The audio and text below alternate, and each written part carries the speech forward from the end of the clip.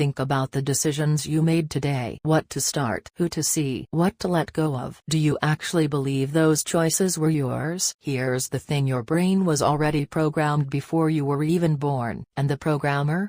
Your family. We walk around believing we're living by our own free will. But the truth is, we might just be reading from a script, written a long time ago. And what makes it terrifying?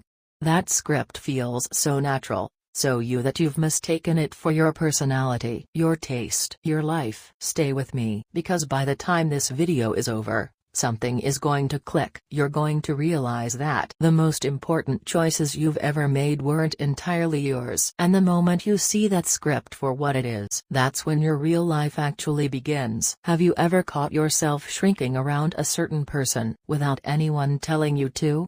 Have you ever felt weirdly guilty about something good happening to you? Have you ever noticed that you always take care of everyone else first, and somehow, you always end up last? Nobody forced you. Nobody said a word. But the pattern keeps showing up. Same type of person you keep getting drawn to. Same kind of conflict you keep falling into. Same regret, over and over again. So are we actually free? The answer lives in the deepest layer of your brain. In psychology, there's a concept called the internalized family system. Here's what that means in plain English. The first world you ever knew was your family. And inside that tiny world, you learned everything. How to earn love, how to lose it, what's safe, what's dangerous. None of it was taught with words. It came through the atmosphere in the room, a look on someone's face, a silence that lasted too long. And everything you absorbed in those early years, it got written into the deepest part of your brain, below the level of conscious thought. So as an adult,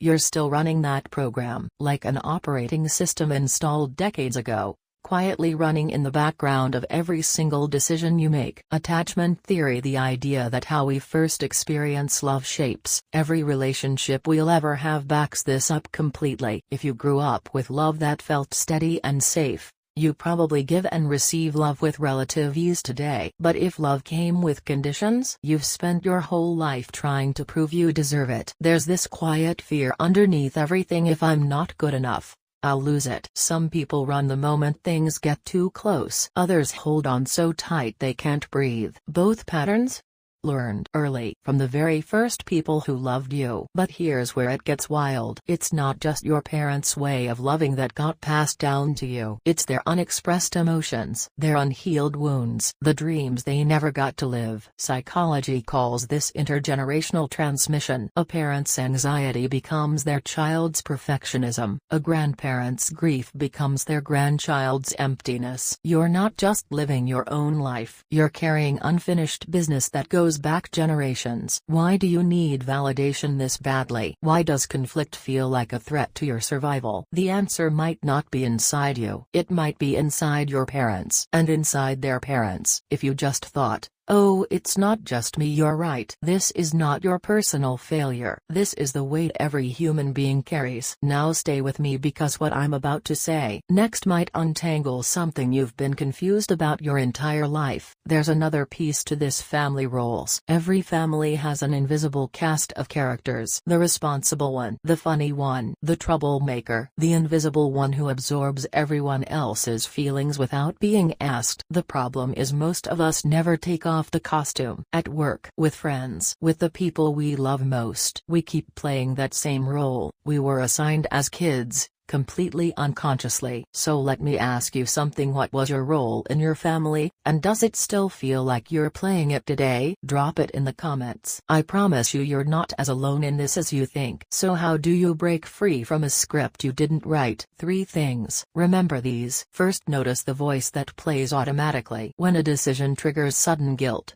fear, or a sense of obligation out of nowhere. Pause and ask yourself, is this actually mine?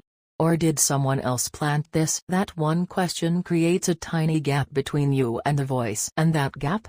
That's where freedom starts. Second, write 2 lists. What do you actually want? What your family wants for you. See them side by side on paper, because the moment you see how different those 2 lists are, you'll understand, maybe for the first time, whose life you've actually been living. Third, draw one small boundary. It doesn't have to be dramatic. Maybe it's deciding there's a topic you won't keep engaging with. Maybe it's giving yourself permission to say no to one request. This isn't about loving your family less. It's the first step toward loving them better. Because love without any space between people doesn't stay love for very long. It suffocates. The people who know these three things and the people who don't, their lives look more and more different with every passing year. So if someone came to mind while you were watching this, send this video to them. It might be exactly what they needed to hear. Here's today's whole idea in one sentence. Your family gave you love, but without meaning to.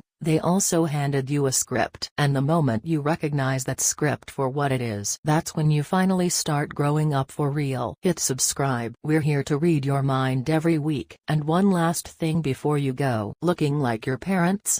That's nobody's fault. But whether you repeat their life or build something different, that's on you now. And it starts tonight, with one quiet question. Is this the life I'm living because I actually want it, or just because it was handed to me?